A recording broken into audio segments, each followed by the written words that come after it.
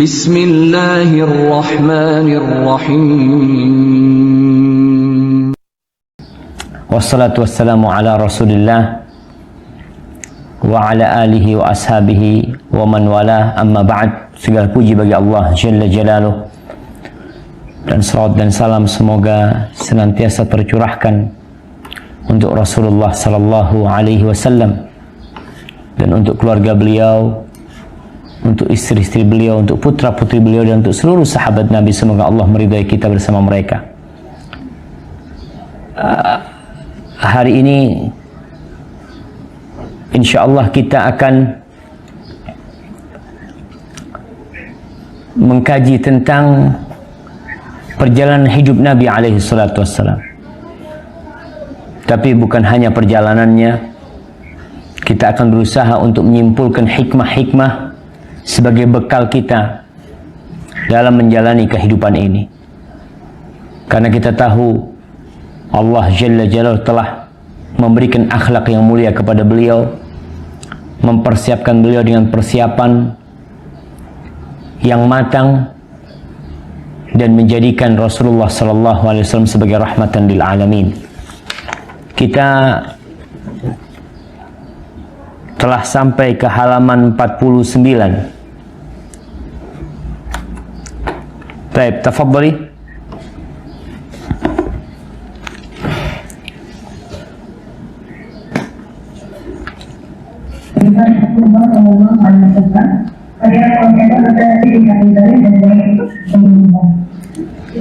Kelahiran Nabi Sallallahu Alaihi Wasallam.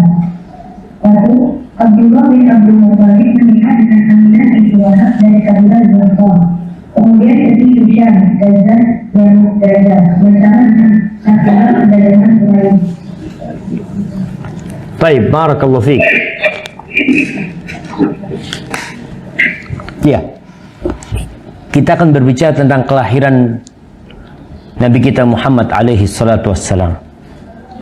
Kalau tadi dikatakan ayah beliau adalah Abdullah bin Abdul Muttalib bin Hashim bin Abdi Manaf bin Qusay bin Kilab, sedangkan ibundanya adalah Aminah bintu Wahab dari kabilah Zuhrah, dari kabilah Bani Zuhrah.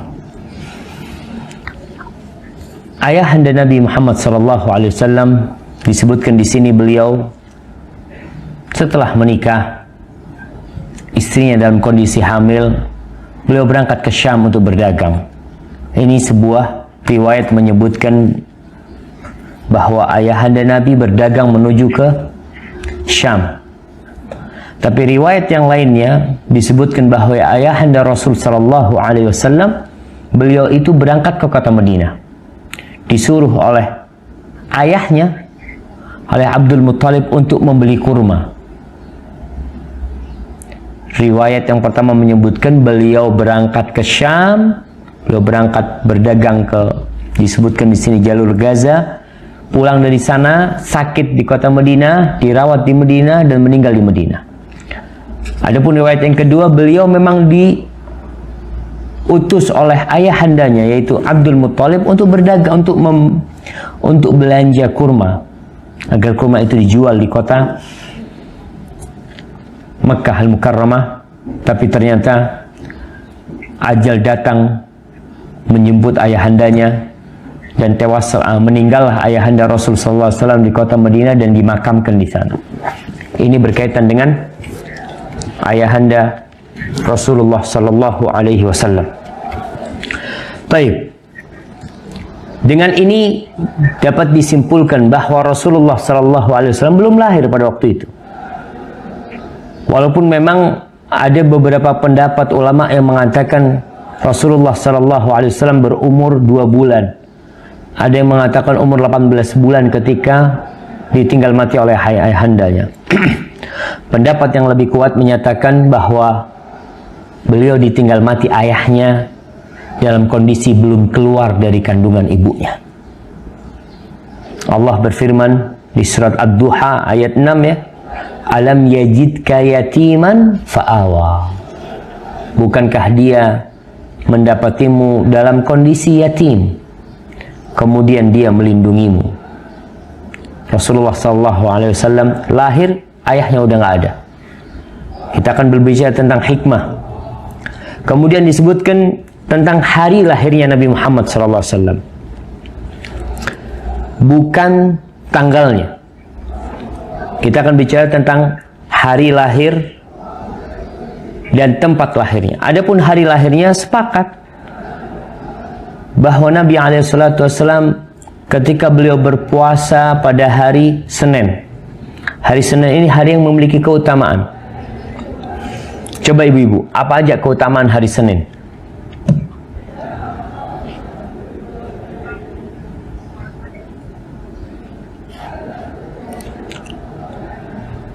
Hari itu hari diangkatnya amal baik hamba. Baik. Kemudian hari itu hari dilahirkannya Rasul SAW. Yang ketiga, hari itu hari meninggalnya Nabi SAW. Yang keempat, hari itu hari diturunkannya wahyu kepada beliau. Beliau menerima wahyu pada hari Senin. Ini menunjukkan tentang keutamaan hari Senin. Baik, ini berkaitan dengan hari. Kita bisa memastikan bahwa Nabi SAW dilahirkan pada hari Senin, karena adanya hadis yang diriwayatkan oleh Imam Muslim bahwasanya memang beliau dilahirkan pada hari Senin. Adapun masalah tempatnya, terjadi perbedaan pendapat di mana tempat Nabi dilahirkan. Ada yang menyebutkan di sebuah rumah di Syi'ib Bani Hashim. Ada yang mengatakan di sebuah rumah dekat Sofa, Bukit Sofa. Jadi kalau ibu-ibu berangkat umroh, itu akan melihat di halaman dekat Marwa sana. Jadi kalau keluar dari arah Marwa itu, di situ dulu ada perpustakaan. Disebutkan bahwa disitulah tempat lahirnya Rasulullah Sallallahu Alaihi Wasallam. Baik, siapa yang bertindak menjadi bidannya? Disebutkan di sini Ibunda Abdurrahman bin Auf. Ketemu di halaman 50. Nomor 3. Orang yang bertindak sebagai bidannya adalah Ibunda Abdurrahman bin Auf. Siapa nama Ibunda Abdurrahman bin Auf? Ibu-ibu, siapa namanya? Inilah penerjemahan ya. Ana baca di buku aslinya disebutkan namanya ibunya itu Syifa. Syifa Ummi Abdurrahman bin Auf. Jadi tolong ditambahkan di buku terjemahan ini, karena di buku aslinya disebutin bahwa nama ibundanya adalah Syifa binti Ummu Abdurrahman bin Auf radhiyallahu ta'ala anha. Baik, bulan kelahirannya, kapan beliau dilahirkan? Kita semua tahu bahwasanya beliau dilahirkan di bulan Rabiul Awal. Sehingga bulan Rabiul Awal itu dikenal dengan bulan apa? Bulan Maulid. Artinya bulan kelahiran Rasul SAW. Ternyata ada yang berpendapat beliau dilahirkan di bulan Ramadan. Kalau Anda boleh bertanya, kenapa ada yang berpendapat beliau dilahirkan di bulan Ramadan?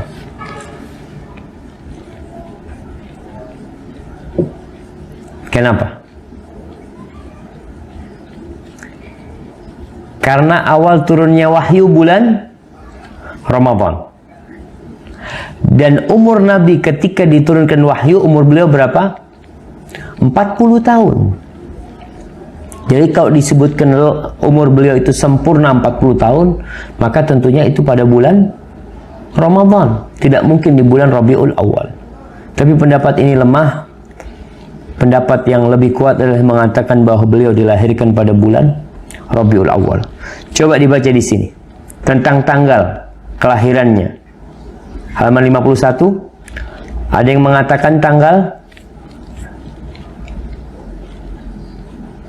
Dibaca?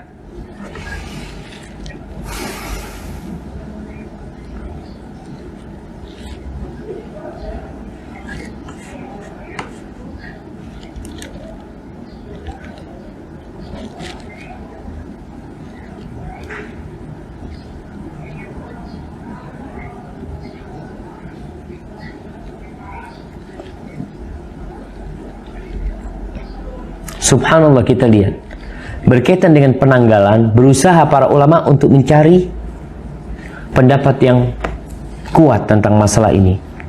Tapi ternyata terjadi perbedaan pendapat. Ada yang mengatakan tanggal 2, tanggal 8, tanggal 9, tanggal 10, tanggal 12, tanggal 17 sampai tanggal 22. Di sini kita melihat perbedaan pendapat di antara mereka menunjukkan bahwa Rasulullah SAW tidak pernah menjelaskan kepada mereka tentang tanggal lahir.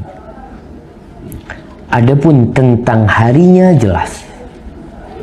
Tahun kelahiran Rasul SAW. Silakan dibaca.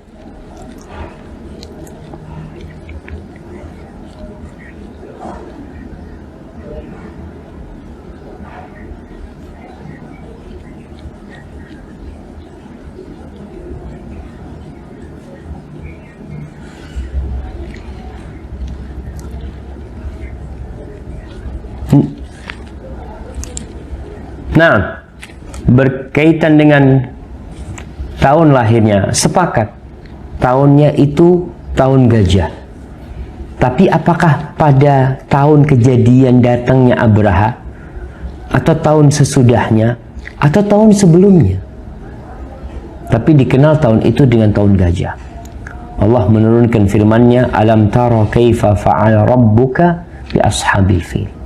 Alam tara, apa engkau belum melihat apa yang Allah lakukan dengan ashabul fil? Nabi pada waktu itu belum lahir, tapi Allah turunkan ayat ini mengingatkan beliau dengan tahun gajah. Kenapa? Karena kisah peristiwa gajah itu kisah yang tidak dapat dipungkiri, kisah yang kalau bahasanya itu kisah yang mendunia pada waktu itu, dan itu menjadi nama baik buat orang-orang Quraisy, dikarenakan Allah memuliakan mereka. Allah menyelamatkan orang-orang Quraisy, sedangkan umat-umat yang lainnya, bangsa-bangsa yang lainnya itu tunduk dengan pasukan Abraha pada waktu itu. Sehingga Allah mengatakan kepada Rasulnya, alam taro, apa engkau nggak melihat? Baik, pada tahun gajah secara Masehi tahun berapa? Nggak ada pada waktu itu ulama yang berbicara tahun Masehi. Tapi kenapa sekarang kita perlu berbicara secara Masehi? Karena banyak umat Islam yang memang kalendernya berpatokan kepada Masehi. Ketika dikatakan tahun gajah, dia nggak paham. Pada buku-buku sejarah tidak ada ganti dengan kalender Masehi. Yang ada itu adalah disebut kenabian. 5 tahun sebelum kenabian, 10 tahun sebelum kenabian. Kemudian wafatnya Khadijah akan disebut 3 tahun sebelum hijrah. Turunnya kewajiban Al-Quran 10 tahun setelah menjadi nabi. Itu kalender yang ada yang dipakai pada waktu itu. Tidak pakai kalender Masehi. Tapi karena umat Islam sekarang mereka berpatokan kepada kalender Masehi, ya terpaksa kadangkala para penyusun buku menuliskan hal ini sehingga dia bisa mengatur nih. Dari kalender Masehi ini juga akhirnya ada yang mengatakan kiamat berapa tahun lagi? 5 tahun lagi. Berapa tahun lagi, Ibu?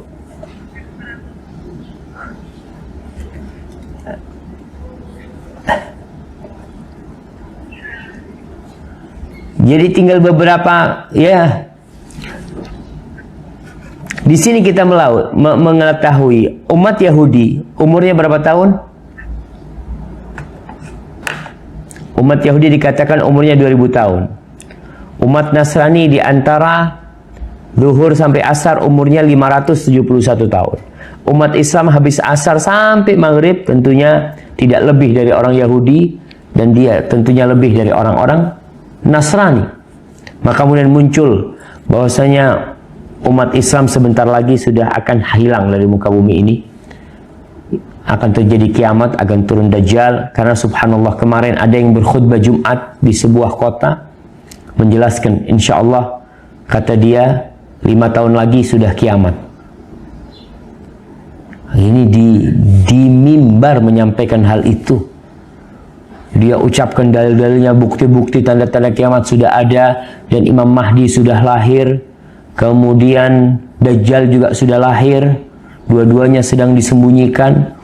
Ini berkaitan dengan adanya tadi kalender-kalender yang dihubung-hubungkan, sehingga keluarlah angka yang menjelaskan tentang kiamat. Tapi berkaitan dengan lahirnya Rasul Sallallahu Alaihi Wasallam, disebutkan bahwasanya Aminah bintu Wahab bermimpi melihat ada cahaya yang keluar dari dirinya yang menerangi istana-istana yang ada di Syam. Coba kita lihat tentang istana-istana yang ada di Syam ini, terjemahannya yang ana tahu. Bentar ibu nih. Bismillahirrahmanirrahim.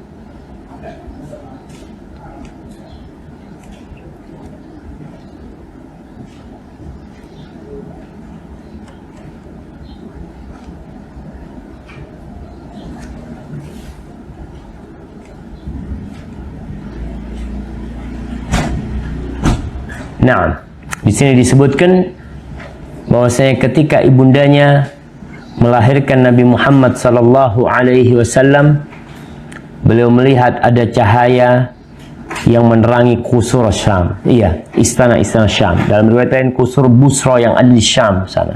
Jadi ini berbincang tentang mimpi.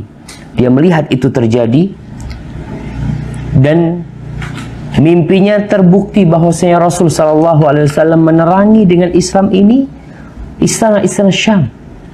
Dan kalau kita melihat negeri Syam adalah negeri Islam, walaupun sekarang dengan adanya kejadian Aleppo, dengan adanya Bashar Assad, naudzubillah min dzalik, semoga Allah menyelamatkan saudara-saudara kita yang di sana, tapi tetap negeri itu menjadi negeri Islam. Tapi setelah lahirnya Rasulullah sallallahu alaihi wasallam, bapaknya udah nggak ada.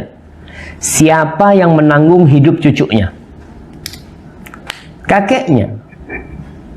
Maka dibawalah Nabi Muhammad kepada pamannya, kepada kakeknya Abdul Muttalib, dan diberi nama Muhammad. Ada dua riwayat yang menjelaskan tentang penamaan Muhammad sallallahu alaihi wasallam. Satu riwayat mengatakan yang menamakan adalah kakeknya. Riwayat kedua mengatakan yang menamakan adalah ibunya. Karena sejatinya yang berhak memberikan nama itu adalah bapak. Ketika bapak meninggal dunia, maka hak itu beralih kepada ibu.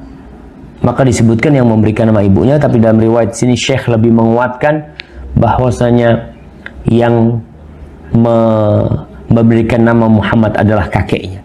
Disebutkan di kitab ini bahwasanya terjadi pada waktu itu akikah. Kakeknya mengundang orang-orang, dia potong kambing, dia undang makan orang-orang, lalu setelah itu orang-orang pada bertanya, "Bima samaita ibnaka?" Kau kasih nama apa tuh anakmu? Qala Muhammad. Heran nih orang-orang kafir. Di kakek keturunannya nggak ada yang namanya Muhammad. Padahal kebiasaan orang Arab itu kalau kasih nama, dia dengan nama kakek-kakeknya. Dia memberikan nama dengan nama itu harapan supaya hidup kembali seakan-akan nenek moyang mereka. Kata Abdul Muttalib, nih, ibu-ibu tolong nih, yang sampai hari ini punya nama tapi tidak tahu artinya, tolong mencari tahu. Jadi ada yang sampai hari ini, sampai umur 40 tahun, anak ini tanya sama mahasiswa kan yang kalah ya. Anak tanya, siapa namamu fulan? Apa artinya? Wallahu alam, nggak tahu. Tapi antum udah pernah tanya sama abah antum, kenapa dikasih nama ini? Karena tentunya orang tua ketika memberikan nama ada harapan. Bukan hanya sekedar nama. Abdul Muttalib ketika memberikan nama Muhammad ditanya, kenapa kau kasih nama dia Muhammad? Kata dia, aku ingin Dia dipuji oleh yang di langit dan dipuji di bumi Allah SWT. Jelas nih dia kasih nama ada maksudnya. Dan ternyata nama Muhammad ini, beliau bukan orang pertama yang memakainya. Ada nama Muhammad sebelum itu di daerah di Jazirah Arab sana. Dan nama Muhammad ini diberikan ternyata ada bocoran dari orang-orang Yahudi bahwa nanti akan ada nabi yang bernama Muhammad atau Ahmad. Sehingga sebagian orang Arab berharap anaknya jadi nabi. Sebagian orang Arab berharap anaknya jadi nabi, tapi ternyata di antara semua yang namanya Muhammad tidak ada yang mengaku jadi nabi atau diakui sebagai seorang nabi, nggak ada. Ini termasuk penjagaan Allah untuk nama Muhammad, sehingga tidak ada pencelaan untuk itu. Artinya kalau ternyata ada nama Muhammad lain yang mengaku-ngaku nabi dan ternyata dusta, maka kalau itu diberikan kepada Nabi Muhammad alaihissalam, orang-orang kafir akan mengatakan, kau sama fulan tuh pernah ngaku nabi juga. Tapi tidak, Allah jaga semua orang yang namanya Muhammad sebelum Rasulullah SAW itu tidak ada yang mengaku nabi dan tidak ada yang diklaim sebagai seorang nabi, sehingga nama Muhammad terjaga. Tapi kita bicara hikmah dari sejarah kelahiran Rasulullah SAW. Yang pertama berkaitan dengan tanggal lahirnya. Tidak ada ibadah khusus berkaitan dengan tanggal lahir beliau. Nggak ada. Artinya Rasulullah SAW tidak pernah menjadikan tanggal lahir beliau sebagai momentum untuk beribadah. Tanggal lahirnya. Kalau hari lahirnya jelas. Terus gimana Ustaz? Ada orang-orang yang puasa pada hari lahirnya. Umpamanya anak lahirnya hari Rebu, lalu anak mengatakan anak mau puasa hari Rebu. Kenapa? Itu hari anak dilahirkan. Boleh nggak? Kenapa tidak boleh? Karena dia bukan peletak syariat. Dia nggak boleh bikin syariat dia. Kemudian Rasulullah SAW puasa pada hari Senin bukan hanya karena hari lahirnya, tapi itu hari diturunkannya wahyu kepada beliau SAW, sehingga beliau melakukan puasa itu dan umatnya disyariatkan puasa pada hari itu dalam rangka diangkatnya amal perbuatan hamba pada hari Jumat, pada hari Senin itu. Jadi sekarang kalau kita bicara orang-orang yang kita katakan mereka membuat sebuah ritual ibadah, sebenarnya kalau kita lihat Rasulullah SAW tidak menjadikan tanggal lahirnya itu memiliki sebuah keistimewaan. Kemudian kalau kita lihat ternyata ada tanggal, ada perbedaan pendapat antara tanggal. Ada yang mengatakan tanggal 2, ada yang mengatakan tanggal 9, tanggal 10, tanggal 12, tanggal 17, tanggal 22. Dan ternyata khilaf itu terjadi dan tidak masalah karena memang tidak ada ritual tersendiri dalam hari khusus. Sehingga kalau kita lihat sekarang orang-orang yang mungkin merayakan hari Maulid Nabi SAW, semoga Allah mengumpulkan kita bersama beliau. Terkadang mereka tidak mengadakan di hari jadinya, tapi di hari lainnya. Tapi semoga memang kalau kita lihat masalah perayaan Maulid Nabi Muhammad SAW, mungkin ada ulama yang membolehkan hal itu ya. Kalau kita lihat ada yang mereka mengatakan udahlah nggak usah ribut-ribut ya. Nah, oke, kita nggak usah ribut-ribut. Cuma kita berusaha untuk lebih mengikuti Rasulullah Sallallahu Alaihi Wasallam. Kemudian kalau kita lihat para ulama kok sibuk mencari tanggal lahirnya, sampai menemukan 2, 8, 10, 12. Ini pertanda mereka cinta kepada Rasulullah SAW. Maka mereka cari tahu. Kemudian kalau yang lainnya kita melihat di sini, di antara hikmah dari kelahiran Rasulullah SAW, ya di halaman 54 Di halaman 54 disebutkan, Syekh Ma'udah, kita lupakan perbedaan pendapat dalam masalah tanggal kelahiran Nabi Muhammad SAW. Lalu kita mengambil pelajaran berikutnya.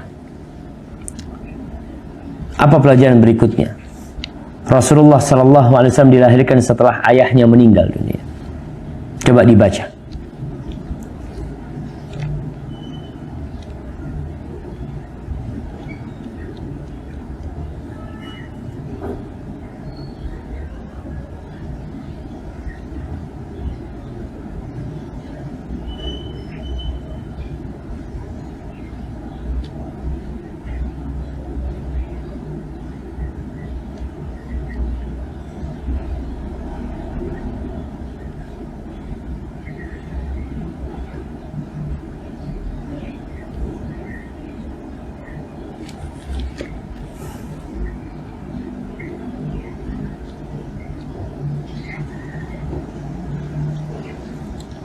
Subhanallah, ini Rasul SAW lahir yatim. Ibnu Qayyim menjelaskan ini tingkat yatim yang paling tinggi.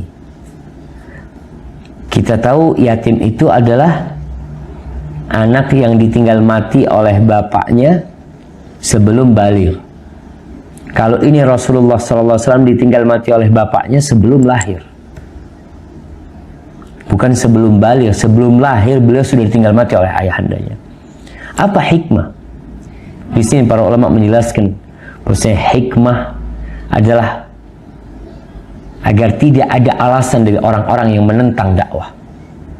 Yang mereka mungkin akan mengatakan nih Muhammad sallallahu alaihi wasallam dia itu sebenarnya dapat arahan dari bapaknya supaya berdakwah. Dia dapat ayat-ayat itu, dapat qul huwallahu ahad itu dari bapaknya. Dapat qul a'udzu bil falaq itu bapaknya yang ngajarin. Karena kita tahu bagaimana perhatian seorang ayah kepada anaknya, agar anak itu menjadi penerus ayahnya. Tapi kalau dilihat, beliau tidak pernah berjumpa, melihat wajah ayahnya, nggak pernah. Makanya tidak pernah ada orang-orang yang mengatakan bahwasanya Muhammad SAW dapat Al-Quran, dapat petunjuk dari ayahnya. Nggak ada. Itu tertutup pintu itu. Nah, B dibaca.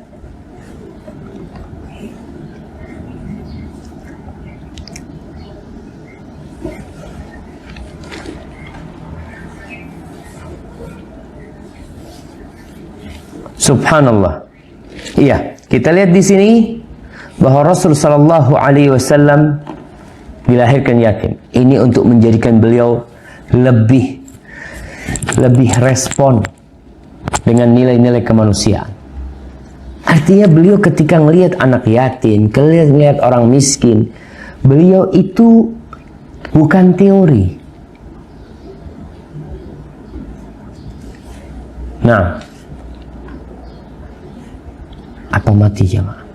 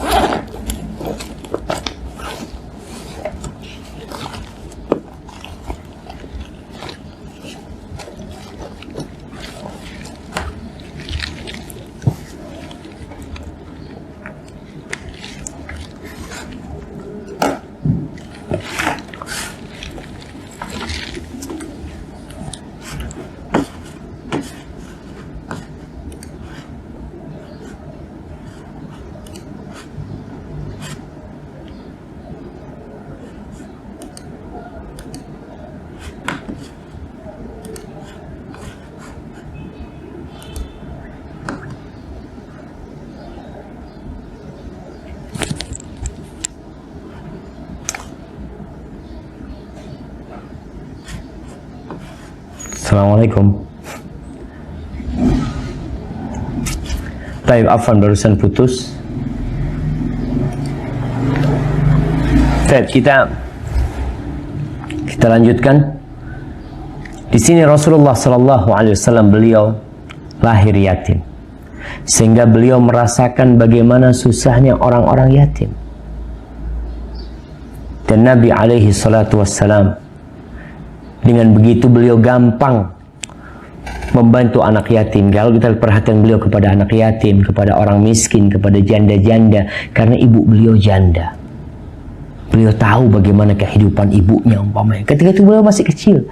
Tapi yang jelas, seorang yang yatim piatu, kemudian dia tumbuh besar, dan dia mengambil nilai-nilai dari kehidupannya itu, di masa depan, dia akan lebih perhatian.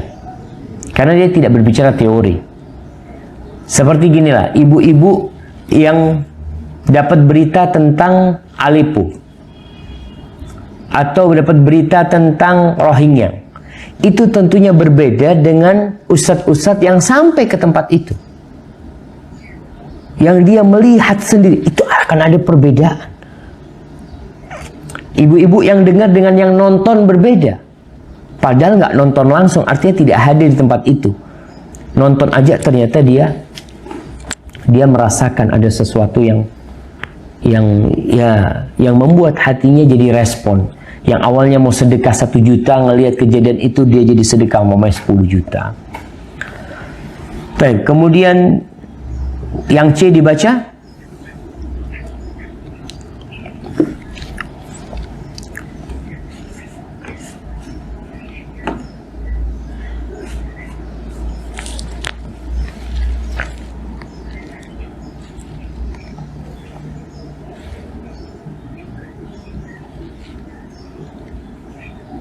Subhanallah, di sini kita lihat ibu-ibu makanya ketika menjadi orang tua tunggal ya, menjadi single parent, baik itu karena suaminya meninggal dunia, jangan suka mengeluh. Jangan suka mengeluh. Artinya kalau harus mengeluh, mengeluh sama Allah. Karena apa? Tidak dapat dipungkiri, namanya mengeluh itu akan membuat hidup ini jadi gelap gulita. Jadi sengsara. Tapi kalau seorang wanita itu optimis dengan masa depan dia mengatakan umpamanya, ya Allah sudah tentukan aku untuk ngurus anak-anak sendiri. Aku berhusnudzon kepada Allah akan memudahkan urusanku.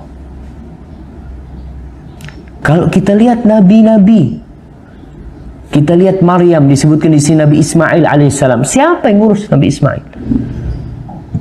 Ibunya, bapaknya sekali-kali datang. Dan datang itu tidak sering ya disebut bapaknya ya.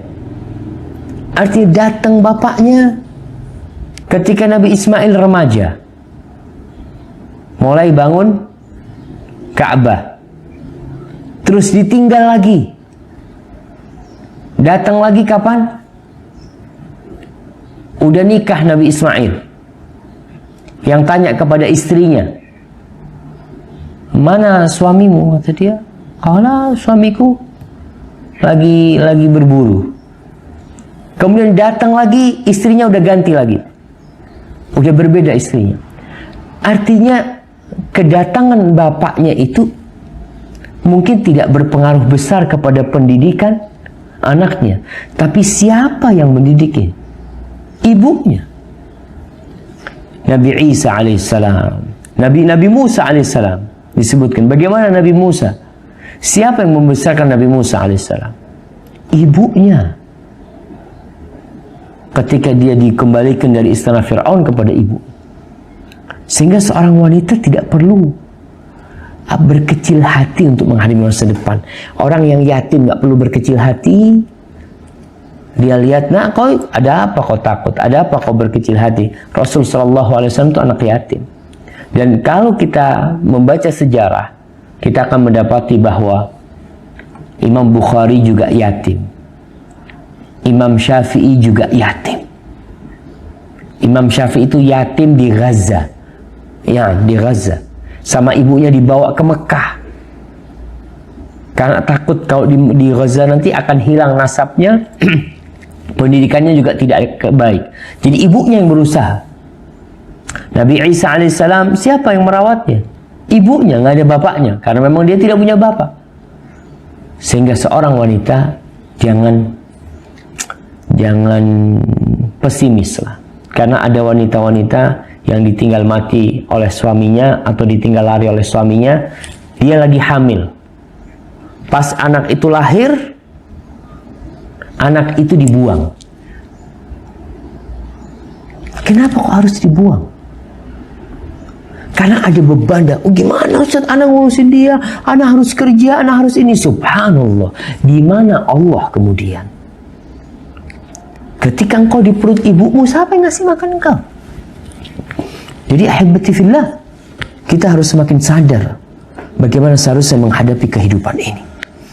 Baik, ini berkaitan dengan hikmah di mana seorang ketika ditinggal mati oleh ayahnya, dia hidup sama ibunya, jangan takut. Dan seorang wanita juga harus optimis menghadapi kehidupan ini. Jadi kalau kita bicara itu, makanya harus berpikir bagaimana memilih seorang istri. Memilih seorang istri. Jadi kalau ibu-ibu memilih seorang menantu wanita umpamanya, karena ada banyak hal yang nanti kalau kita salah memilih akan banyak masalah di rumah. Ketidakcocokan dengan mertua umpamanya, ada menantu-menantu, subhanallah. Anda mungkin pernah cerita tentang seorang wanita yang wanita ini miskin. Artinya pemuda ini menikahi wanita itu karena kesian. Dia lihat hidupnya miskin, anak mau nikahin. Setelah nikah, na'udzubillah, istrinya ternyata memang hidup di rumah yang miskin, tapi hatinya matre, minta ini, minta itu. Artinya bukan standar orang miskin itu untuk menjadi menantu, bukan. Sampai orang tuanya nyesal menikahkan itu. Mungkin bisa jadi menantu kita wanita kaya raya,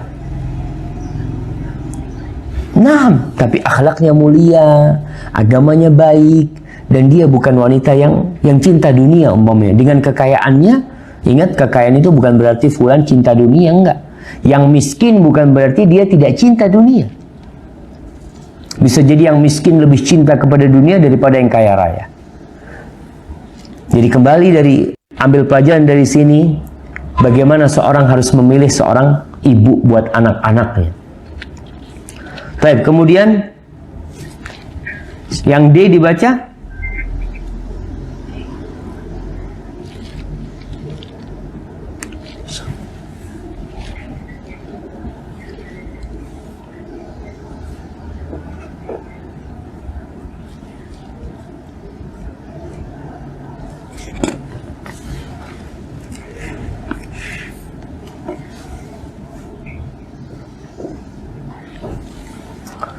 Nah, dilanjutkan.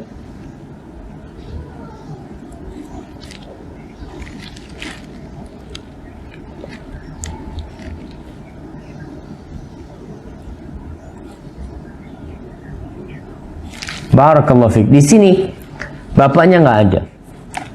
Bapaknya biasanya memiliki banyak lah. Kayak umpamanya anak na'udzubillah min kalimati anak tentunya akan mendapatkan banyak pelajaran dari ayah. Arahan-arahan dari orang tua. Kalau itu masa jahiliyah, maka mau tidak mau anak ini akan mendapatkan pendidikan jahiliyah dari orang tuanya. Orang tua yang kejawen, mau tidak mau anaknya akan dapat pendidikan kejawen dari orang tuanya. Dan biasanya ingin gitu loh, orang tua itu ingin anaknya seperti dia, yang disuruh ini, disuruh itu. Tapi ketika tidak ada orang tuanya, jadi siapa yang mendidik Nabi SAW? Langsung Allah. Allah yang mengatakan. Jadi memang sama Allah sengaja ditiadakan bapaknya. Ibunya juga ketika umur 6 tahun Nabi Muhammad SAW, ibunya udah meninggal dunia. Kemudian kakeknya hanya dikasih kesempatan 2 tahun lalu dia meninggal dunia. Setelah itu diawasin dititipkan kepada pamannya, dan pamannya banyak anaknya, sehingga tidak mungkin dia akan fokus kepada pendidikan Nabi Muhammad SAW. Beda kalau paman nggak punya anak. Kita lihat orang yang dikasih anak, ngambil anak dan dia nggak punya anak, dia akan perhatian kepada anaknya. Tapi kalau anaknya lebih dari 10, maka dia akan, ya sudah taruh sinilah biar ribut sama yang 10 itu. Dikumpulkan sama yang 10 itu. Rasul SAW yang mendidik Allah langsung Jalla Jalla, sehingga tidak ada pengaruh-pengaruh jahiliyah. Silahkan dibaca perkataan Abu Hayyan.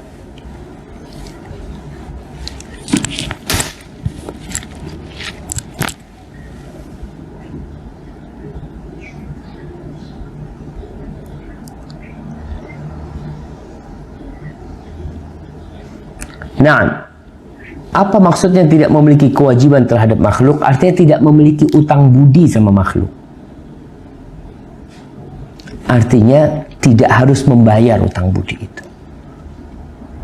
Ya mau nggak mau, kalau kita umpamanya anak dirawat sama fulan, sama siapa, ya ada perasaan utang budi. Tapi kadangkala seorang anak yang tidak pernah berjumpa sama ayahnya, nggak pernah berjumpa sama ibunya, dan dia dikatakan, kau tahu sama ibu? Aku nggak tahu sama ibuku.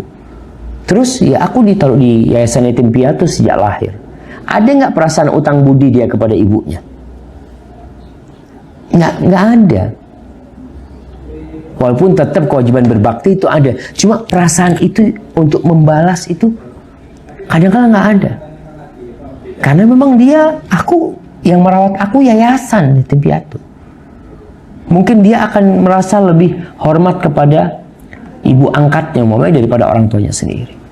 Tapi yang jelas Rasulullah SAW memang Allah sengaja agar dia menjadi anak yatim, sehingga tadi tidak memiliki kewajiban untuk membayar budi kepada orang yang memberinya. Taib. Kemudian Ibnu Imad,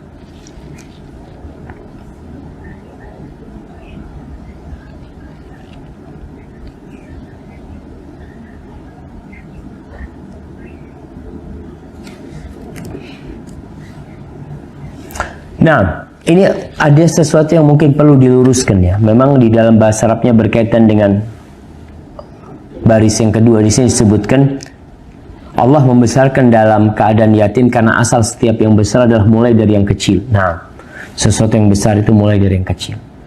Artinya yang kita lihat pemimpin-pemimpin itu dimulai dari bawah. Orang-orang yang sukses pun subhanallah, kalau kita lihat banyak di antara mereka adalah orang-orang susah. Jarang yang orang kaya kadangkala.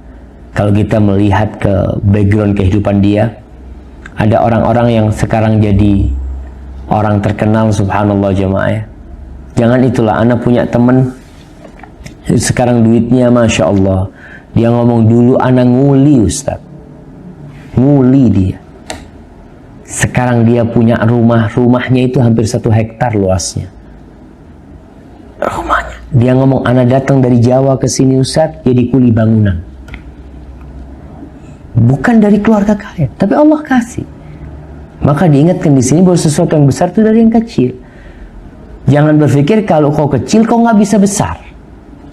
Kemudian disebutkan di sini akhir dari setiap yang berbahaya adalah kehinaan. Bukan yang berbahaya sebenarnya kalau Anda lihat. Arti khatir dalam bahasa Arab itu bisa jadi sesuatu yang mulia, yang terhormat. Akhir dari semua yang terhormat itu adalah kehinaan. Ya kadang-kadang kita lihat orang yang di atas tahu-tahu nanti turun ke bawah. Itu yang kita lihat dalam kehidupan ini. Nah, dilanjutkan.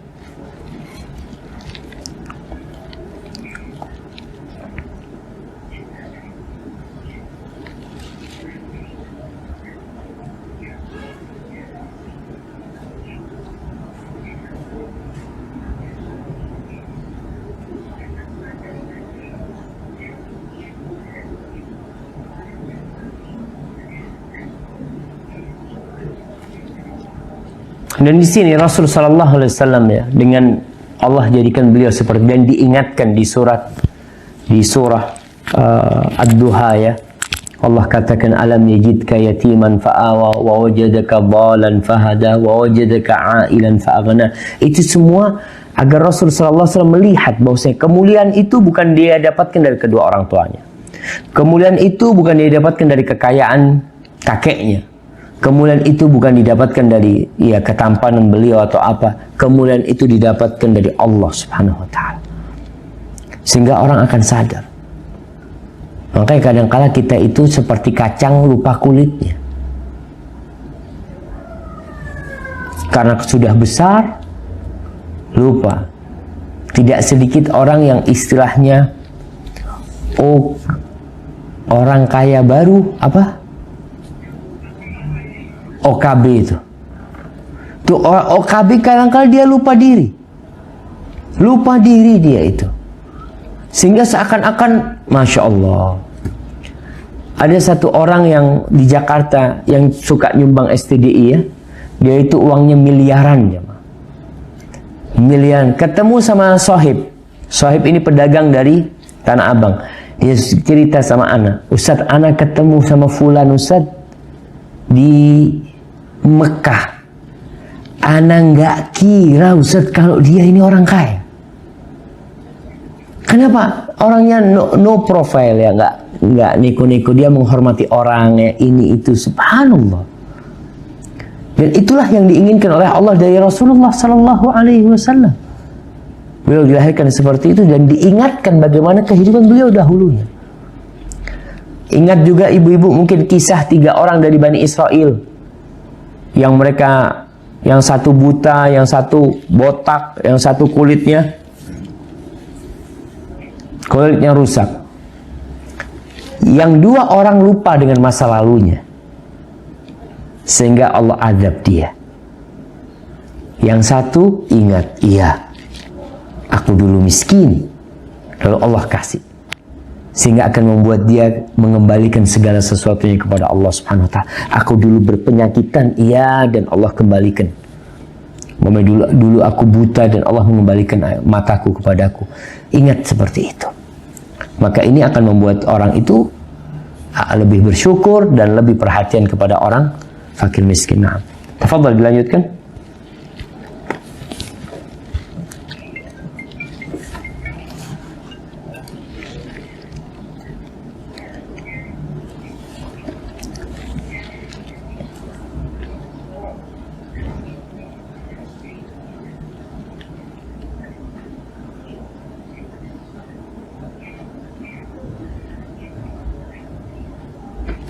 Barakallahu fiik. Ini pelajaran penting ya, Mak. Artinya kekayaan, martabat, kemuliaan itu tidak ada hubungannya dengan anak yatim.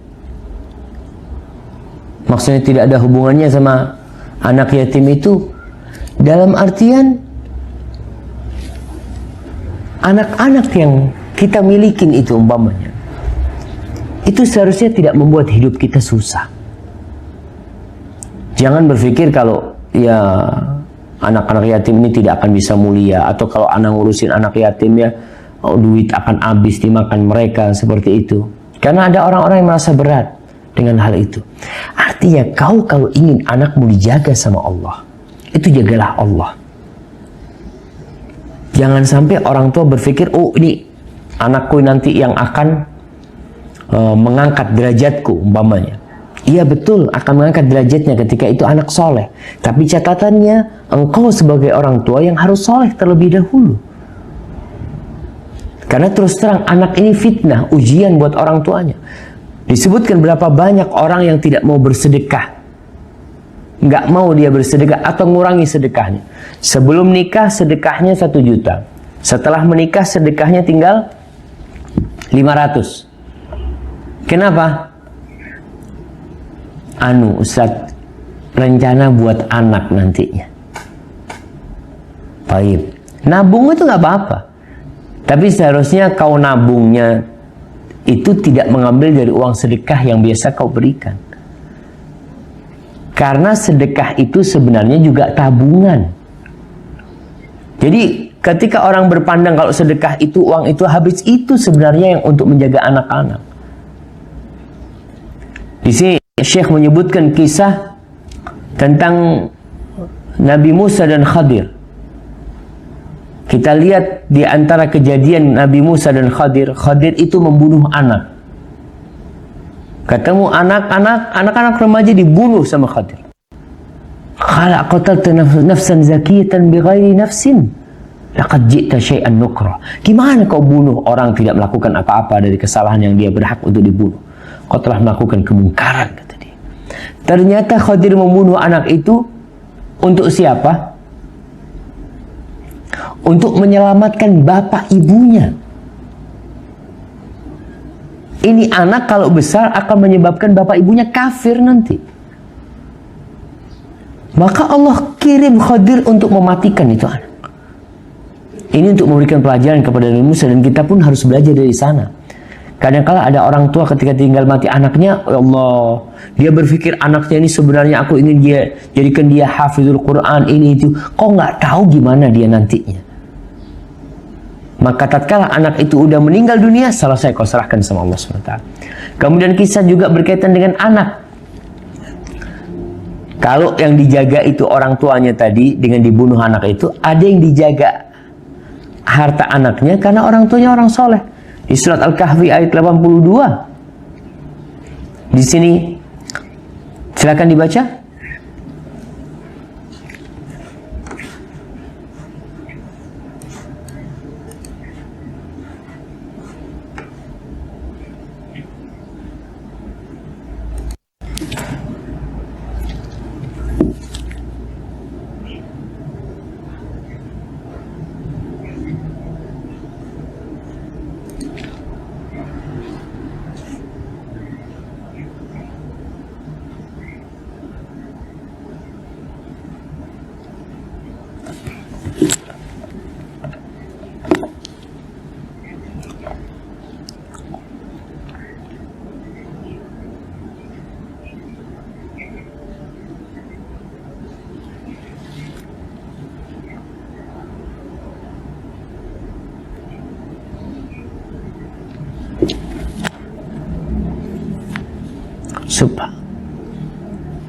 Barakallahu fiik. Ini surat Al-Kahfi ayat 82. Ketika Allah menjaga dua anak yatim, artinya orang tua ketika mati dan dia soleh, insya Allah anak-anaknya dijaga sama Allah. Makanya kita mau titip sama fulan, mau titip sama fulan, oke lah, kau titipkan sama Allah SWT. Bayangkan di sini kita lihat Allah mengirim Khadir dan Musa hanya untuk memperbaiki bangunan dua anak yatim. Allah katakan apa? Wa kana abuhuma salihah. Bapaknya tuh dua anak salihah, adalah orang yang saleh. Fa arada rabbuka, maka Rabbmu ingin, kita bicara Allah yang ingin, ayyablugha ashuddahuma, agar dua anak yatim itu sampai ke masa dewasa mereka, wa yastakhrijakan zahuma, dan mereka mengeluarkan harta simpanan mereka. Kenapa? Rahmatan min rabbik. Itu adalah rahmat dari Rabbmu. Bayangkan, Allah langsung, jemaah. Makanya kenapa harus ada asuransi? Subhanallah, urusan asuransi ini. Jadi anak punya bibi meninggal dunia, akhirnya bibi nggak punya anak. Dia ikut asuransi, suami ikut asuransi. Nah, anak datang menengahin urusan warisan karena paman-paman, kakak beradiknya anak punya bibi dapat warisan. Duduk bersama, keluarga dari yang meninggal mengatakan, dari suaminya, enggak, kalau asuransi kita enggak mau bagi, katanya. Apa kata ahli waris dari pihak kakak beradik bibi Ana ini? Mengatakan kita ahli waris tidak mau dengan asuransi. Jadi, kalian makan tuh asuransinya, nggak apa-apa tuh.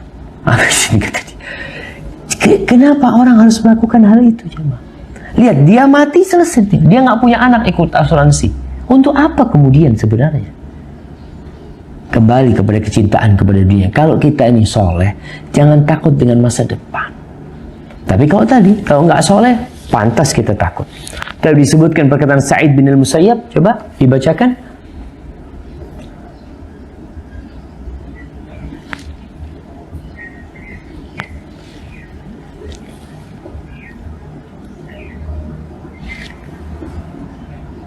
Allahu Akbar. Lihat nih, Sa'id bin Musayyab mengatakan kepada anaknya apa?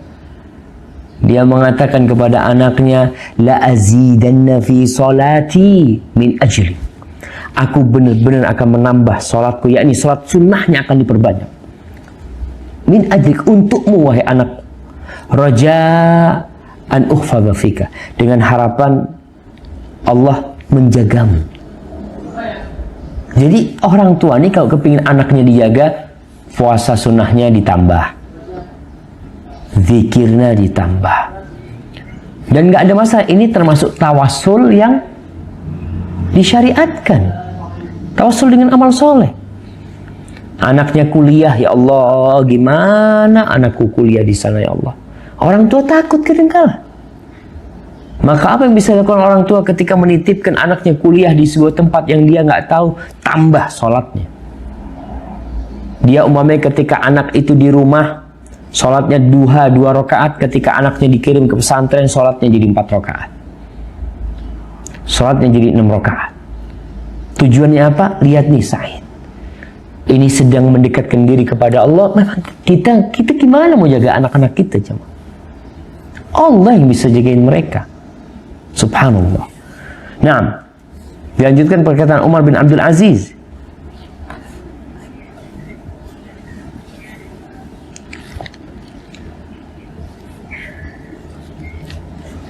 Subhanallah. Umar bin Abdul Aziz, apa yang dia katakan ini sebenarnya adalah kesimpulan atau intisari dari yang kita baca di surat Al-Kahfi. Bagaimana nih Allah menjaga tuh anaknya orang yang beriman karena bapaknya soleh. Maka dia menyebutkan, ma min mu'minin yamutu illa hafizahullah fi aqibihi wa aqibi aqibi. Tidak ada seorang mukmin yang meninggal dunia kecuali Allah akan menjaganya. Tapi kita bicara mukmin, tentunya mukmin yang sebenarnya, alladzina hum fi salatihim khashi'un. Mereka orang-orang yang khusyuk dalam salatnya, mereka orang-orang yang suka beramal soleh. Maka Allah akan menjaga anak-anaknya dan anak-anak-anaknya, artinya cucu-cucunya. Dan bisa dibayangkan ketika bapaknya soleh, anaknya soleh. Kadangkala kita mendengarkan perawi hadis mengatakan, haddatsani abi an jaddi, telah mengajarkan kepadaku ayahku meriwayatkan dari kakekku. Berarti ini kakek, bapak, dan anak orang-orang soleh. Maka para jamaah, kembali kalau kita bicara Ustadz, ke depan ini semakin tidak menentu. Betul, kehidupan semakin tidak menentu. Terus apa solusi yang harus kita lakukan demi anak-anak kita dijaga? Baik, kita mendidik anak-anak kita, kita datangkan guru ngaji, kita leskan, kita berusaha untuk mencari pesantren yang terbaik. Nah, itu sudah usaha baik dari orang tua. Tinggal sekarang orang tuanya mendekatkan diri kepada Allah Subhanahu wa taala. Semoga dengan itu anak-anaknya akan dijaga. Baik. Barakallahu fiik. Kita masuk kepada masa menyusui Rasulullah sallallahu alaihi wasallam. Silakan dibaca. Halaman 57 ya. Nah.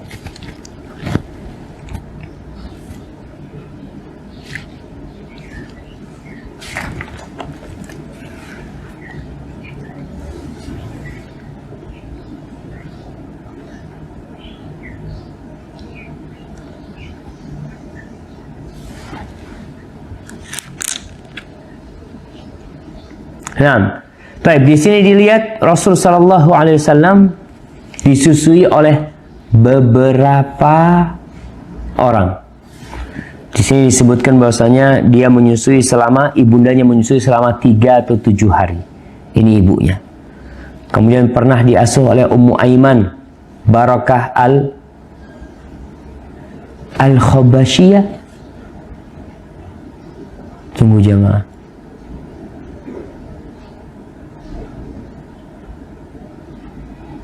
Wakanat hadinatahu Ummu Aiman Barakah ya, ini ada kesalahan, bukan pakai kho jemaah, ini pakai ha.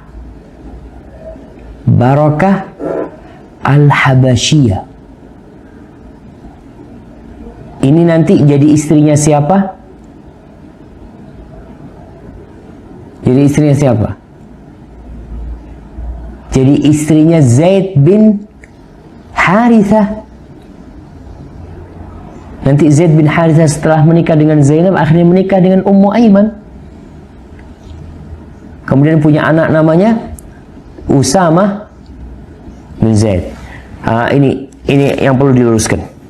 Setelah dilahirkan oleh ibunya Aminah, dia menyusuinya selama 3 atau 7 hari. Dan Ini disebutkan pernah diasuh oleh Ummu Aiman. Bukan pernah diasuh, tapi pengasuhnya adalah Ummu Aiman. Bukan pernah diasuh, tapi di bahasa Arabnya ini wakanat hadinatahu Ummu Aiman barakal habasyiyah. Setelah itu disusui oleh Thuwaibah, mantan budaknya Abu Lahab, beberapa hari. Apa hubungan Abu Lahab dengan Nabi Muhammad SAW? Pamannya. Jadi ini kerabat yang menyusui itu adalah di antara kerabat itu. Dan Rasul SAW menyebutkan arda'atni wa Aba Salamah Thuwaibah. Yang menyusui aku dan Abu Salamah adalah Thuwaibah, pernah disusui. Baik, dilanjutkan.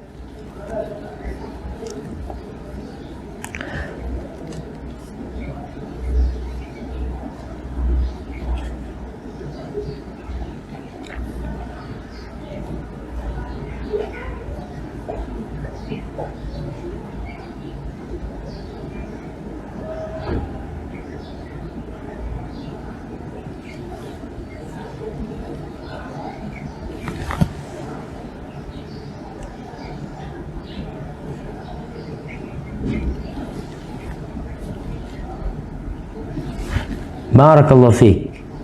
Ini disebutkan bahwasanya ketika Abu Lahab meninggal dunia, keluarga Abu Lahab ada yang melihat dalam mimpinya, melihat Abu Lahab. Ini dalam mimpi, ditanya, "Madza laqit?" Qala, apa katanya di sini? Saya tidak menemukan sesuatu pun setelah kamu. Hanya saja saya telah mendapatkan minuman sebagai balasan dari memerdekakan Thuwaibah. Artinya di sini ternyata ketika dia membebaskan Thuwaibah ini karena kelahiran Rasulullah Sallallahu Alaihi Wasallam. Dia bebaskan Thuwaibah. Maka dari itu dia Abu Lahab mendapatkan keringanan di sini. Dia mendapatkan minuman sebagai balasan dia membebaskan Thuwaibah. Setelah itu selesai sudah.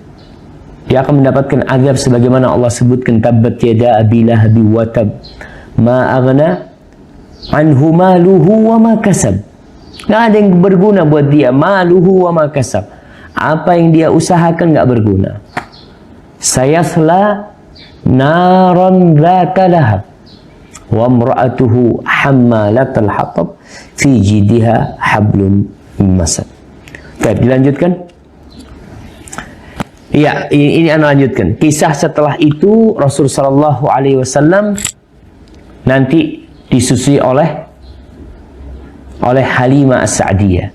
Jadi kisah disusuinya Rasulullah Sallallahu Alaihi Wasallam oleh Halimah As-Sa'diyah ini itu kisah yang thabit dalam hadis-hadis yang sahih. Namun cerita yang begitu detail tentang kejadian tatkala rombongan dari Bani Sa'ad itu datang ya, mereka untuk mencari anak-anak yang bisa dia susuin. Ketika itu Halimah Sa'diyah ditawarin untuk menyusui Rasulullah Sallallahu Alaihi Wasallam, tapi Halimah nggak mau karena dilihat ini anak yatim, kita ini mau nyusuin karena ada harapan dari bapaknya mendapatkan sesuatu dari orang tuanya. Dan semua orang itu sebenarnya telah ditawari.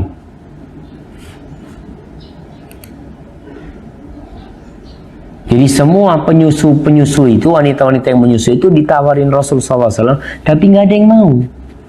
Kenapa nggak mau? Tadi karena mereka melihat ini anak yatim. Kemudian pada akhirnya Halimah balik nyusuin, dibawalah. Ketika dibawa, onta yang ditungganginya yang awalnya nggak bisa lari jadi kenceng larinya.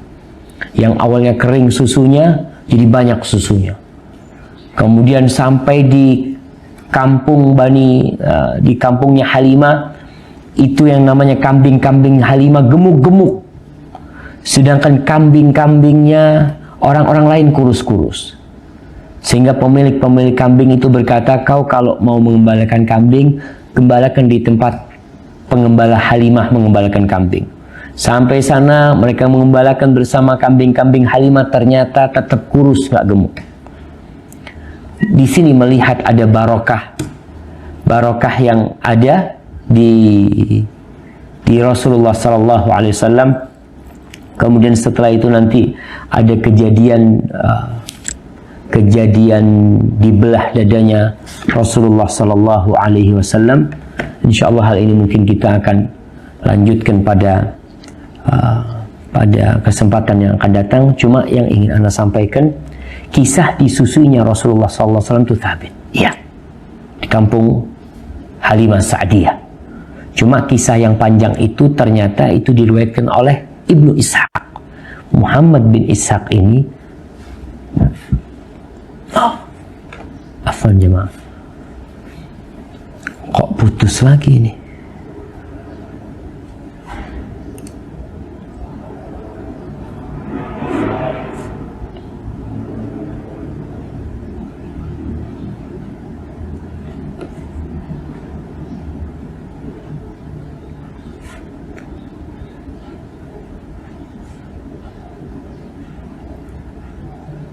Bentar, apa internet mereka yang mati?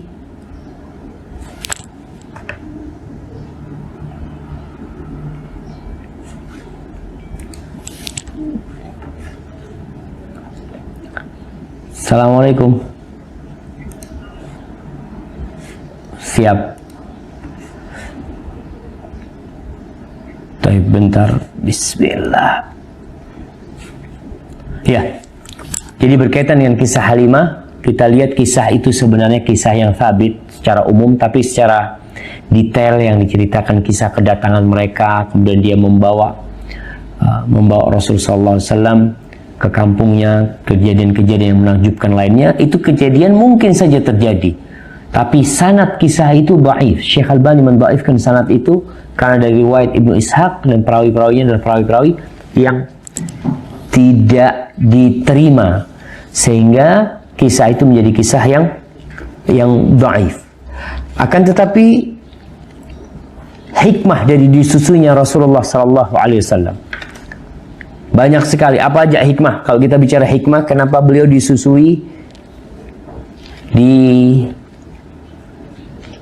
kampung? Yang pertama, bicara tentang lingkungan. Bicara tentang lingkungan, hawa ya, ini macam-macam, dan penyakit mungkin daerah kampung akan lebih sedikit daripada di kota.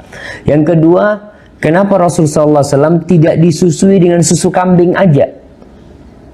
Kan kambing banyak. Karena ada yang bertanya, Ustadz, sekarang kan alhamdulillah sudah banyak susu ya. Kalau dulu mungkin sedikit susu, sehingga yang ada itu ibu susu. Enggak juga, kalau kita bicara orang dulu itu mereka malah hidupnya dari susu kambing dan susu onta.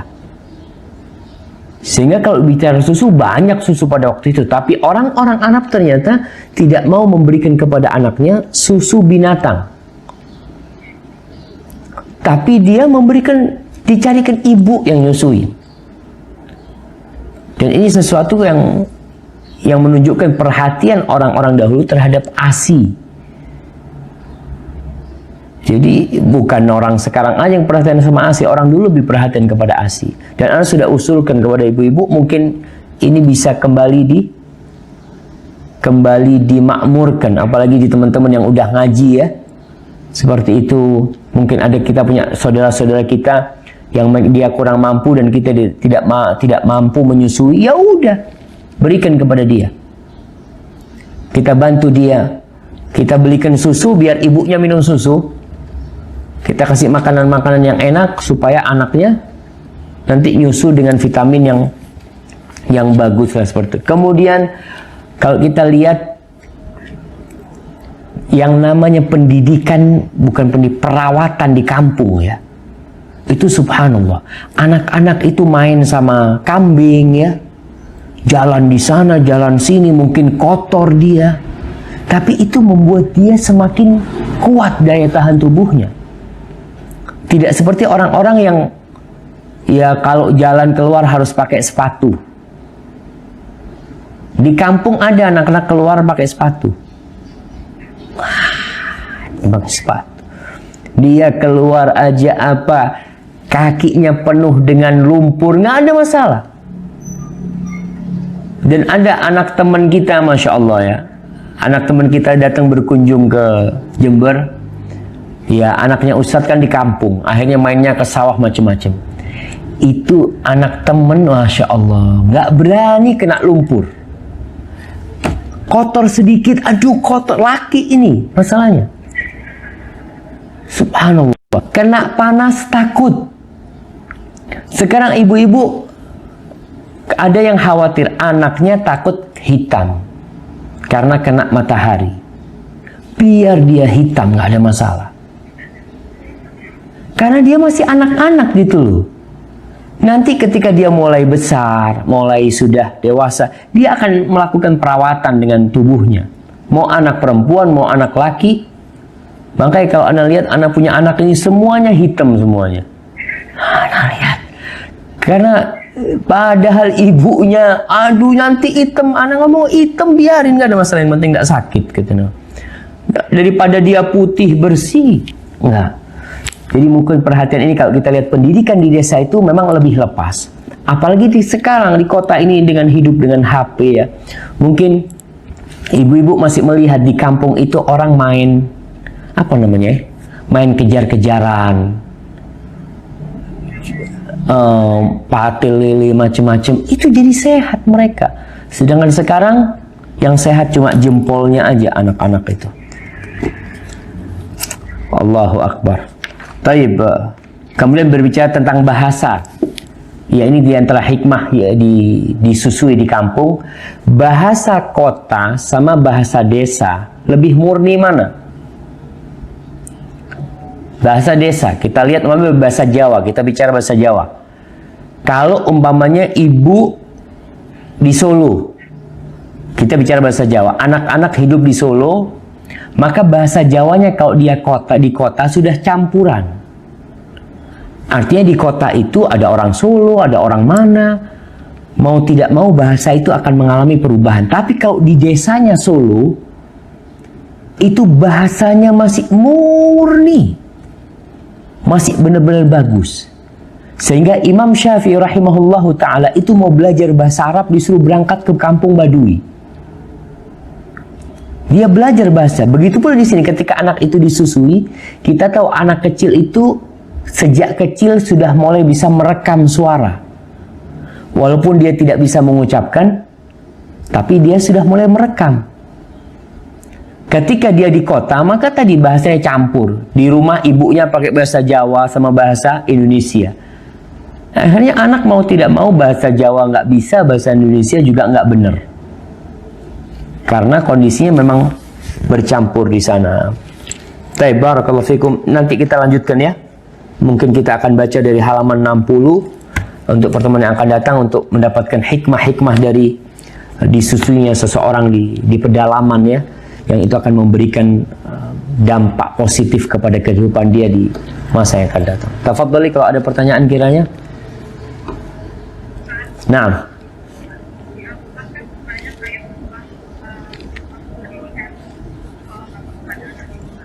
Nah.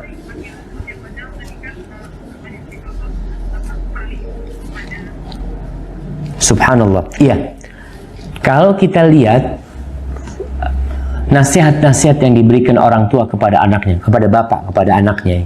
Kisah Luqman umpamanya, kisah Nabi Ibrahim, kisah Nabi Yakub alaihissalam, di mana mereka memberikan nasihat kepada anak-anaknya. Ini berarti peran orang tua laki itu juga penting.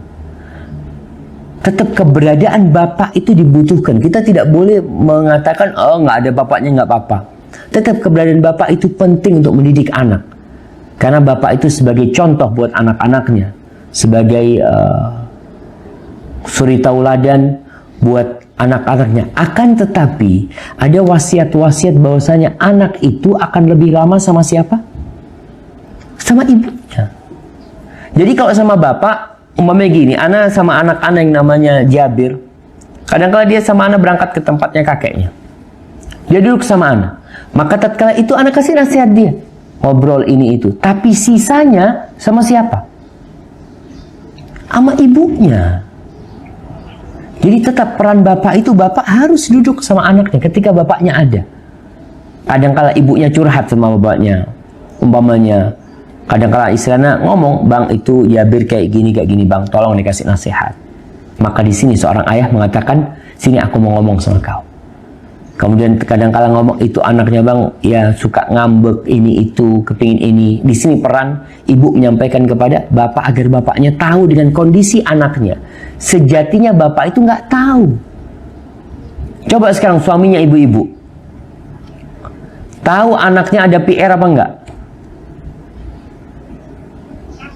Hah? Tahu? Siapa yang ngasih tahu? Ibunya lagi. Umpamanya sekarang ngomong gini, anaknya hari ini ada pertemuan di sekolah. Yang ngasih tahu siapa? Kebanyakan ibunya. Karena bapak ini ya sudah, dia di luar, dia bekerja sampai rumah, tapi tetap bapak itu harus memiliki waktu-waktu khusus untuk duduk bersama anaknya. Makanya sering anak nasihatkan, paling tidak bapak itu, ini buat suami ibu-ibu, paling tidak sepekan sekali atau kalau bisa tiap hari makan bersama satu piring. Makan bersama satu piring, ibu sama anaknya semua sama bapaknya. Bukan satu meja makan. Jadi beli nampan lah, sekali-kali beli nampan. Itu ada suasana yang tidak akan didapat kalau di meja makan. Meja makan kan agak jauh-jauhan. Kemudian semua ngambil punya dia. Sedangkan kalau satu nampan, kita nih bareng nih, kita ini satu tim. Satu tim bersama. Kadang-kala bapaknya ngeliat ada makanan yang enak, dia kasihkan, dia suapin ke anaknya. Kenapa? Nah ini enak ini, momen seperti itu. Subhanallah, ini akan membuat tadi yang namanya jarak antara orang tua sama anak itu, atau tembok dinding yang membatasi itu akan hancur. Anaknya tahu ternyata ayahku baik banget sama aku. Sampai aku udah besar pun masih disuapin sama ayahku. Tapi kalau itu satu meja makan ya udah. Ya mau gimana, apalagi yang meja makannya kayak orang-orang Jakarta mah. Porsinya gede-gede, Masya Allah. Ana pernah makan di sana, ana duduk, ya Allah, ana lihat kayak gini. Sampai ada yang disedekahkan ke sini, ke perpustakaan STDI sebagai meja belajar. Meja makannya itu dari marmer besar. Ada di perpustakaan STDI karena dia merasa ya bukan malah dekat ya sama keluarga, tapi malah berjauhan. Maka itulah, jadi kalau pertanyaan umum dia kenapa banyak di Al-Quran, tetap peran orang tua laki tidak bisa dipungkirin. Dia sebagai pemberi nasihat, duduk sama dia. Adapun ibu, dialah yang merawat itu anak, membesarkan itu anak dengan cinta dan kasih sayangnya. Hadza wallahu a'lam bissawab.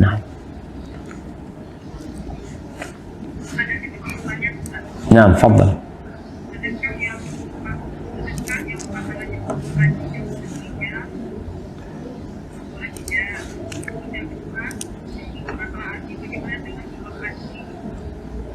Ya. Baik. Ini ada dua pertanyaan nih. Yang pertama berkaitan dengan sedekah buat saudara yang sudah meninggal. Ingat, sedekah buat orang yang meninggal itu diperbolehkan. Baik ada hubungan saudara atau tidak.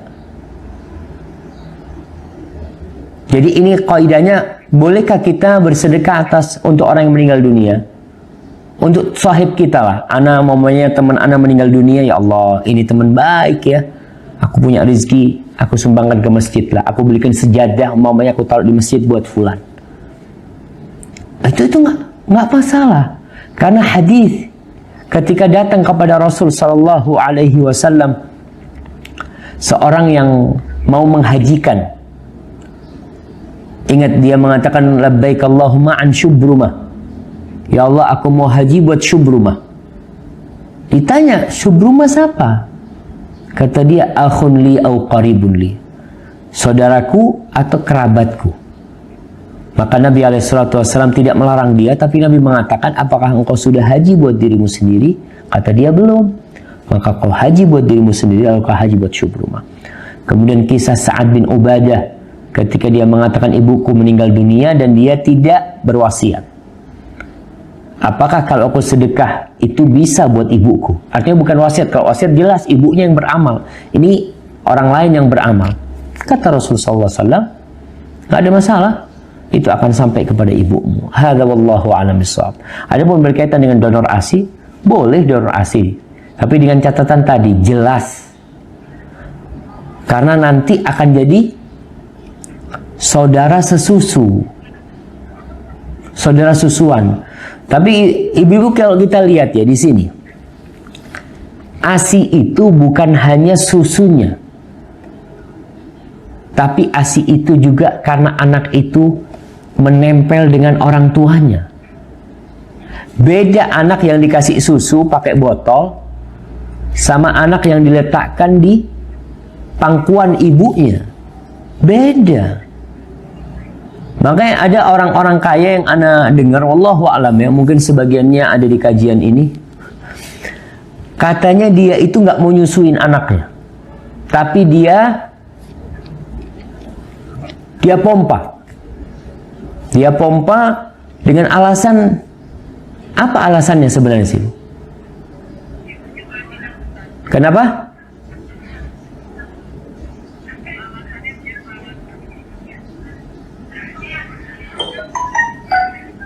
Alasannya ya alasannya tadi mungkin untuk perawatan, atau alasannya karena ibunya bekerja. Iya, jadi Ustadz, anak ini nggak kepingin anak ini dikasih susu sapi atau apa ya nggak ada masalah, itu baik. Tapi kalau bisa, kalau kau memang nggak bisa nyusuin, kau cari orang untuk nyusuin. Karena yang dibutuhkan oleh anak itu selain ASI-nya, dia dibutuh kedekatan, kasih sayang dia, bukan botol. Gimana kalau anak itu, sebagian anak itu cinta sama botolnya. Dia itu Masya Allah. Jadi dia kalau lihat botol, Allah, dia peluk botolnya itu. Seharusnya yang dia peluk itu ibunya. Cuma karena dia nggak pernah dekat sama ibunya, pokoknya kalau ngelihat botol, Masya Allah dia. Maka itu perlu menjadi menjadi pertimbangan buat orang yang ngasih susu lewat apa namanya?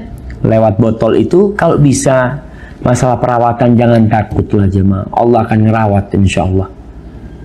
Hadza wallahu a'lam bishawab. Nah.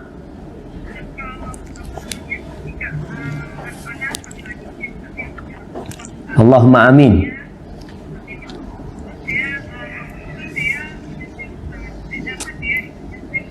Ya. Anak itu ia akan jadi mahram karena Ega akan jadi bapak susu. Boleh, nggak ada masalah. Itu akan jadi Ega akan jadi bapak susunya itu anak, tapi itu anak doang. Artinya saudari-saudarinya dia yang lain enggak. Cuma anak yang nyusu itu yang akan jadi anak susunya Ega. Seperti itu. Insya Allah mudah-mudahan kita doakan Ummu Dea cepat punya anak lagi. Amin. Baik jemaah, Naam, tafadhali. Waalaikumsalam warahmatullahi. Tunggu, suaranya nggak kedengar jelas nih.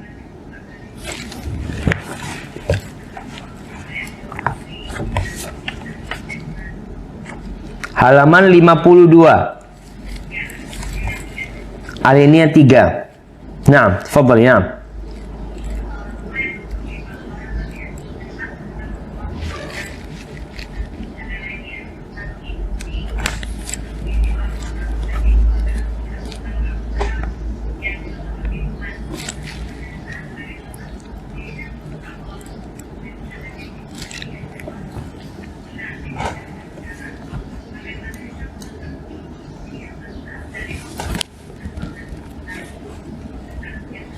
Masya Allah.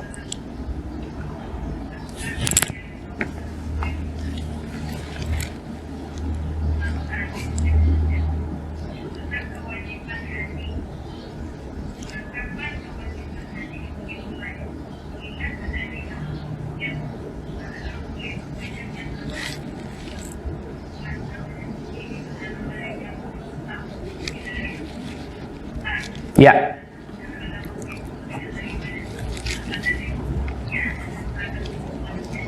Ya.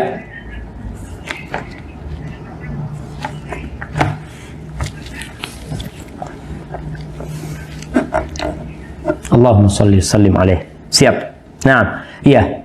Waalaikumsalam warahmatullahi wabarakatuh. Yang berkaitan dengan pertanyaan pertama, yakni masalah mimpi ya.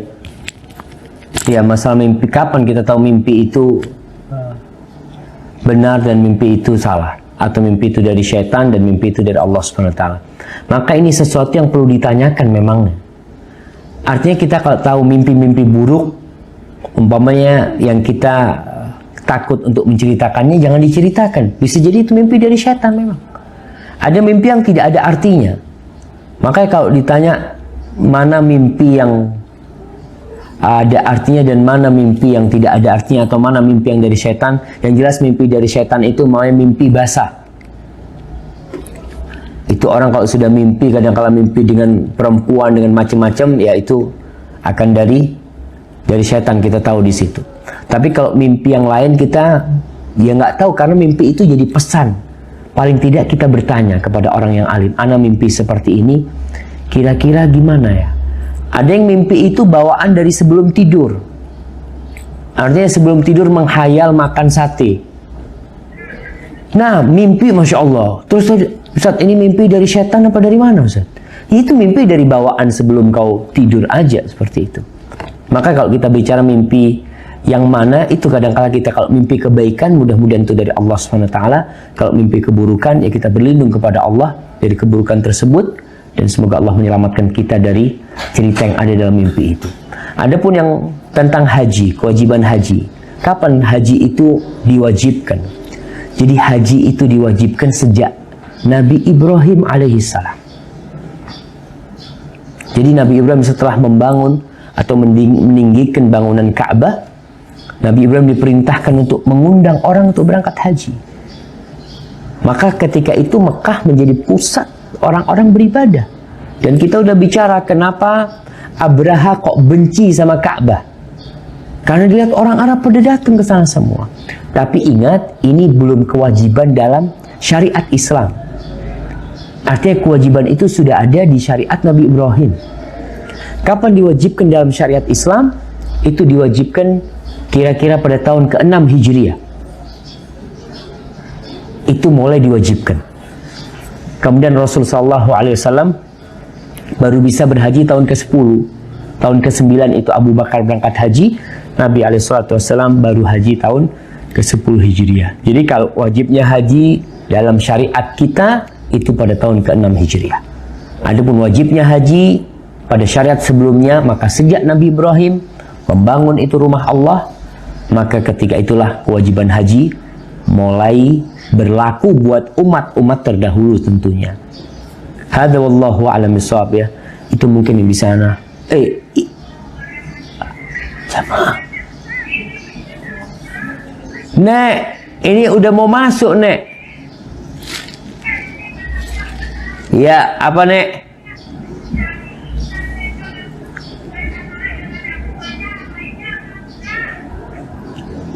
Nabi, apa Nek pertanyaannya, Nek?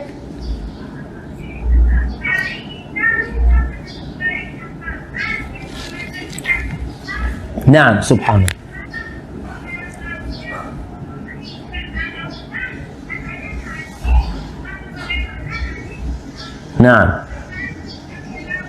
Nah, Masya Allah.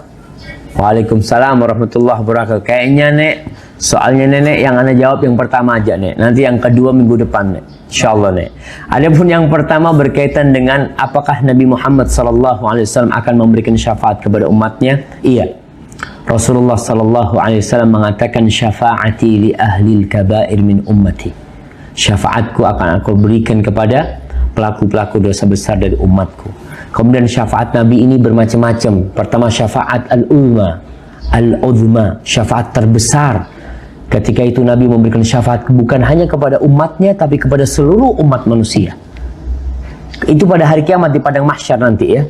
Ketika orang-orang di padang mahsyar belum divonis, maka mereka mencari penyelesaian kepada para nabi. Akhirnya Nabi Muhammad SAW yang menjelaskan. Kemudian Nabi akan memberikan syafaat.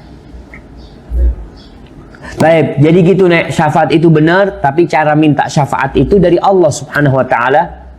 Dan kita mendekatkan diri kepada Allah dengan mencintai Nabi, bersolat kepada beliau alaihi salatu wassalam, memperbanyak amalan sunnah. Insyaallah Nabi akan memberikan syafaat kepada kita semua. Hadza wallahu a'lam bishawab. Subhanakallahumma wa bihamdika asyhadu an la ilaha illa anta astaghfiruka wa atubu ilaik. Wassalamu alaikum warahmatullahi wabarakatuh.